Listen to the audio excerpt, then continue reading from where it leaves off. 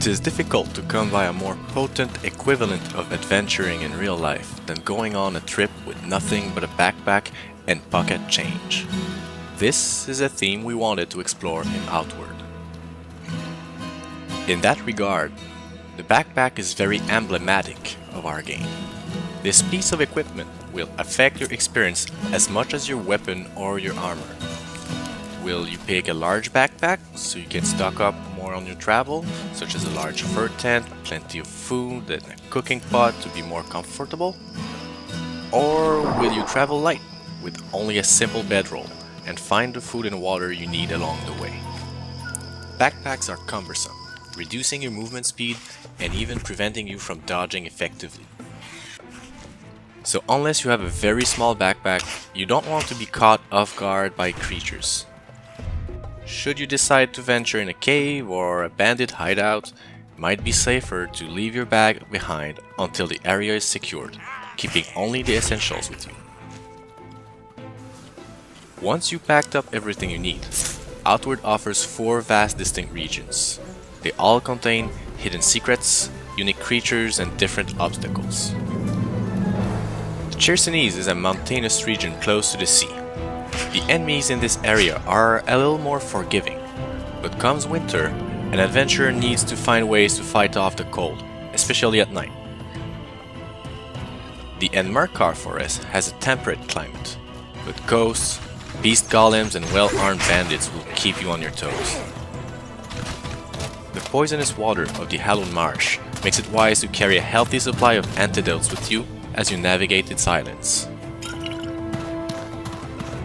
The Abrasar Desert's intense heat during the day and vicious cold during the night makes it inhospitable for all but the most prepared travelers. Since traveling is its own experience, Outward doesn't navigate those regions for you. There is no magical objective compass. In fact, the map doesn't even tell you where you are. To find your way, you must look at the landmarks and estimate your position yourself. And as you travel, you will come across many dungeons. The outdoors are vast, and you can avoid most encounters if you're careful. But once you set foot in a secret lair or a dark cavern, danger lurks around every corner. Bring your lantern, your sword, and make sure you are well fed and well rested before facing off the worst that the land of Ori has to offer.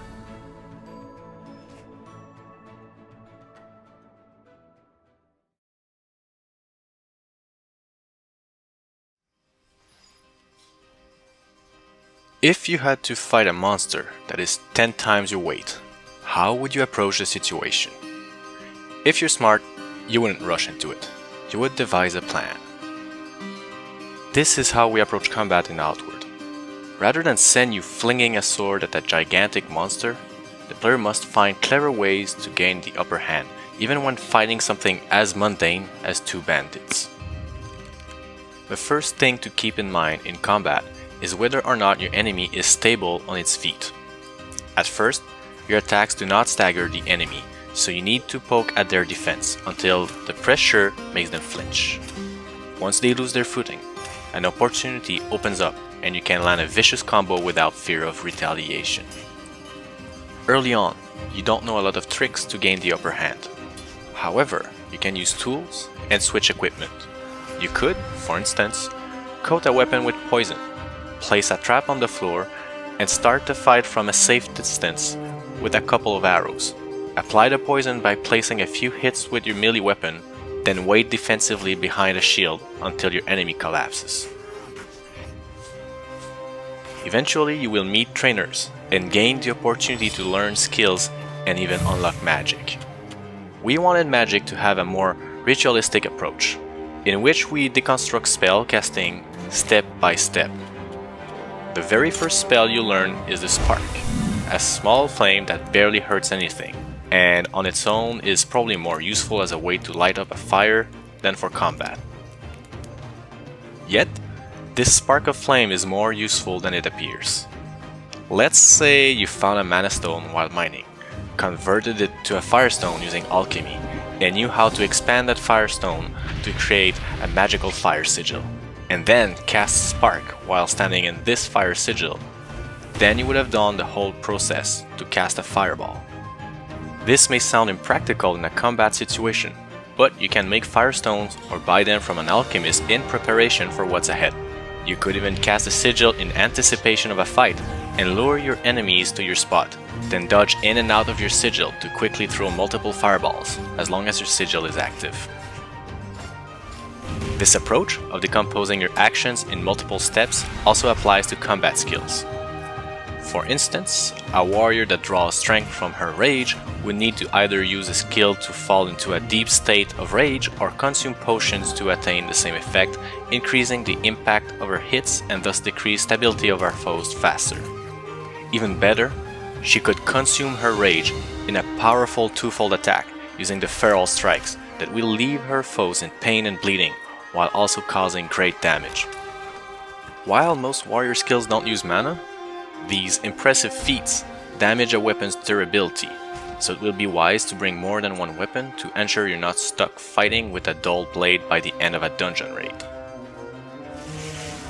There are many predators in the world of Ori, but there are also many tools at your disposal. Not every combat is handled the same, and it will be important to analyze every enemy to find a weakness you can exploit. In Outward, you can't just stand there and attack. You have to find your way of dealing with enemies, and the approach will often be indirect, but when everything happens according to plan, it is immensely gratifying. Some of the most powerful memories I have as a gamer are of moments playing video games in split screen with my brother, with a friend, or with my girlfriend. To be honest, it has been disheartening to see so few games in recent years featuring this way of playing games. It is especially rare for role-playing games. Typically, RPGs are divided between solo experiences and MMOs, with very little to be found in between. Not everyone wants to be deeply involved in a persistent world with thousands of other players, but it doesn't mean they wouldn't want to drop in and out of a game with a friend, whether it's in local co-op or online. When joining someone else's game, you bring your character from one of your own save files, or create a new one, and all the items you collected and all the skills you learn will be saved. While playing together, you can go as far as you want as long as you stay within the same region, meaning you could go hunt for a deer while your friend sets up camp a kilometer away. However, be careful if you do. Since the game's difficulty is adjusted for 2 players, this means you are at a disadvantage while separated. But even with the added difficulty, the help from a friend is certainly appreciated.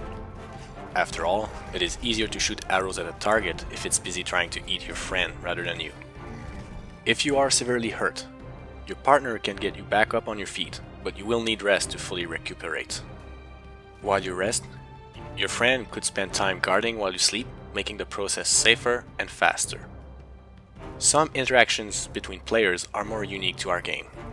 For instance, a character who hasn't learned how to create a wind sigil could use the sigil cast by a partner, effectively doing collaborative spell casting. In a dark cave, if both players stick together, only one of them would need a light source, liberating the hand of a player to hold something else than a torch or a lantern. While you need to share the loot, you can also share the burden. Maybe one of you will bring the cooking pot while the other brings the alchemy set, or maybe you let your partner use a heavier backpack and manage most of the inventory, while you stick to a smaller bag to stay nimble since you stick to the middle of the fight. It is not necessary to play Outward in multiplayer.